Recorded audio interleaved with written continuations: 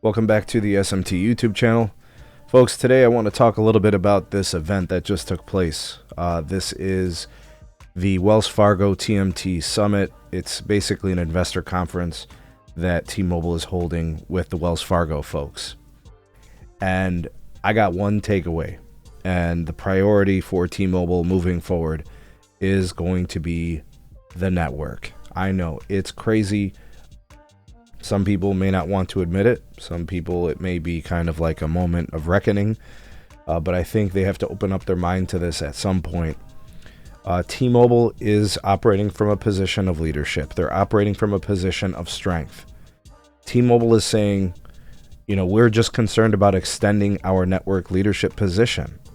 They're talking about attracting more network seekers, trying to disassemble and destroy the perception gap that exists between reality and what the non-T-Mobile customer thinks of their network, right? They're trying to attract customers. They're trying to get them to leave AT&T and Verizon. T-Mobile's position is that they have the best network. Choosing a different network means you have a lesser one. And that was the first thing they mentioned at this conference. And I know John Fryer was asked about this, and that's what he said. He went on to describe, customer experience, digitalization. So that to me screams T-Life and all of those things, and look, I don't know where you stand on that. That's personal preference and all those things, but they're focused, and then they're also focused on like fiber and home internet, because the convergence piece, getting customers on multiple services and deepening the relationship allows them to increase the ARPA, the revenue on the account. That's the bottom line. Those are their three priorities. The one that's going to be the hardest for people to reconcile is probably the network piece. The broadband piece makes a lot of sense. They're buying fiber companies, they're expanding, and passing more addresses, and Metronet, Lumos, there's probably going to be a couple of more. They've got partnerships, so that, we know it's there.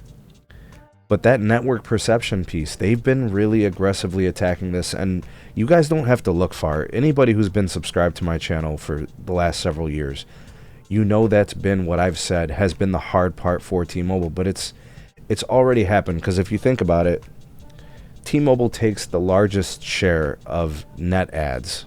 They have the largest market share in big cities, right? The top 10 markets, the top 20 markets. Like, T-Mobile kicks ass there. Whether it's New York, LA, Boston, Philly, like T-Mobile takes share.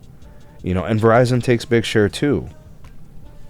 AT&T, I think, is probably one that looks to grow the most in those types of markets.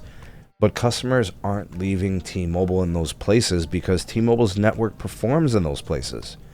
The densification process, lots of rooftop sites, lots of spectrum on air, and, obviously the backhaul upgrades have been, substantial.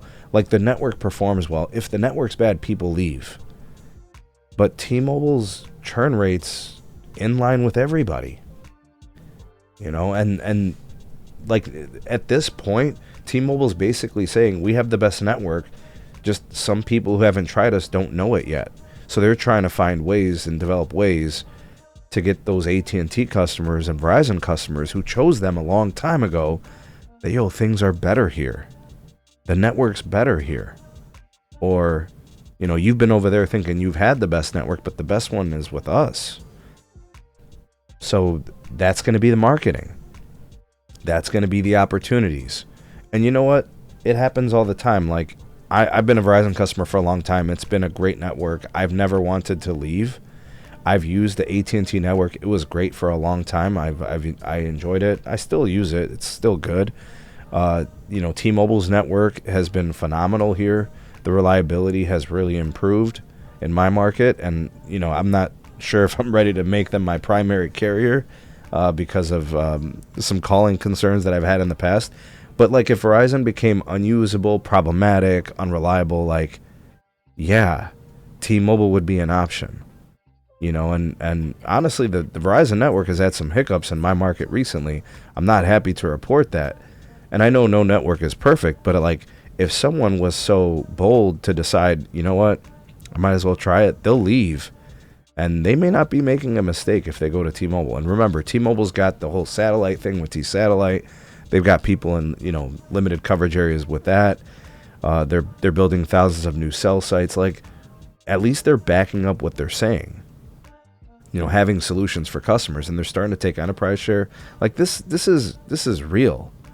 Them saying that they're in a position of leadership, they have tangible things that you can identify and say, yeah, this holds up. So look, that's what I took away from this conference. I'm not sure if there's anything else really notable. Those were kind of the main ones.